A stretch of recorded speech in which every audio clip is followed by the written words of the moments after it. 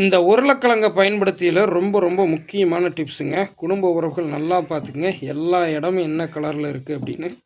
இந்த இடம் மட்டும் பார்த்திங்கன்னா நல்லா பச்சை ஏறி இருக்கும், சரிங்களா? ஸோ டார்க் க்ரீன் உள்ளுக்குள்ளே இருக்கிற மாதிரி இருக்கும். நீங்கள் பார்த்தீங்கனாலே தெரியும். இந்த மாதிரி இருக்கிற பகுதியை அறுத்து தூர போட்டுருங்க, பயன்படுத்தாதீர்கள். சரிங்களா? ஸோ இந்த பக்கம் இருக்கிற கலரை பார்த்துக்குங்க, இந்த இடம் இருக்கிற கலரை பார்த்துக்குங்க. தயவு செய்து இந்த டார்க் க்ரீனாக இருக்கிற இடத்த பயன்படுத்தாதீங்க.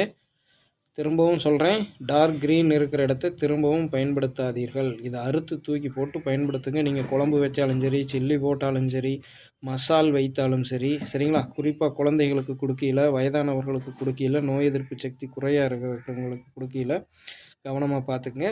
ஸோ சுத்தமாக இந்த மாதிரி கலரில் இருக்கிறதா பார்த்துக்குங்க. இந்த டார்க் க்ரீன் வர்ற பகுதி இப்போ நம்ம பார்த்திங்கன்னா இதோடு கட் பண்ணி எடுத்துடணும். இப்போ முந்தைய நிகழ்ச்சியில் லைவ் போக போக இந்த காய் அறுக்கிறதா இருந்தது.